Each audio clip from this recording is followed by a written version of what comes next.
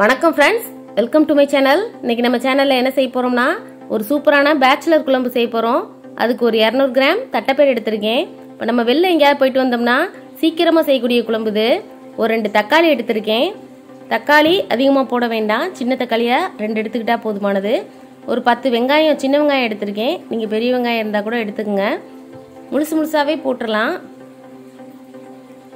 ஒரு நெல்லிக்காய் அளவு புளியை ஊற வச்சு எடுத்திருக்கேன். ரொம்ப புளி போட வேண்டாம், நெல்லிக்காய் அளவு போதுமானதாக இருக்கும்.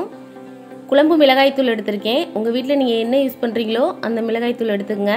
இல்லைன்னா கடையில் குழம்பு மிளகாய்த்தூள்னு கேட்டு வாங்கி எடுத்துங்க. ஒரு 5 பூண்டு எடுத்திருக்கேன். கொஞ்சம் கருவேப்பிலை எடுத்திருக்கேன்.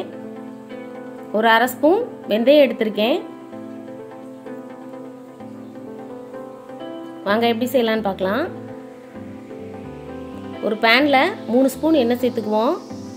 எண்ணெய் சூடாகட்டும்.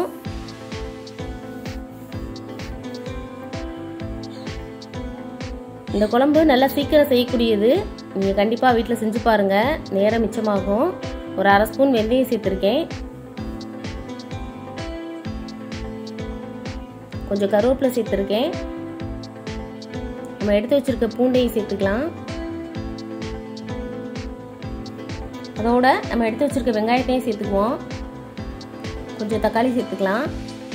நம்ம எடுத்து வச்சிருக்க தட்டைப்பயிரையும் சேர்த்துட்டு நல்லா கலந்து விட்டு அதோட 2 ஸ்பூன் குழம்பு மிளகாய் தூள் சேர்த்துக்குவோம். நம்ம கரைச்சி வச்சிருக்க புளியையும் அதோட சேர்த்துக்கலாம். தேவையான அளவு தண்ணி சேர்த்துக்குவோம். தட்டைப்பயிர் தண்ணி கொஞ்சம் ரொம்ப இழுக்கும், அதனால கொஞ்சம் கூடவே சேர்த்துக்குவோம்.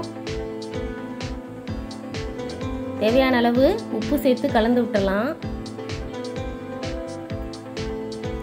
குக்கரை மூடி ஒரு 7 விசில் வைப்போம். நம்ம சில நேரம் ஆஃபீஸ் போகும்போது லேட்டாக எழுந்திரிப்போம். அன்னைக்கெல்லாம் இந்த குழம்பு வச்சு நம்ம சமாளிச்சிடலாம். ஒரு 7 விசில் வந்துருச்சு. தட்டைப்பயிர் வெந்திருக்கும் நேரம். ஒரு சூப்பரான தட்டைப்பயிர் குழம்பு ரெடி ஆயிடுச்சு.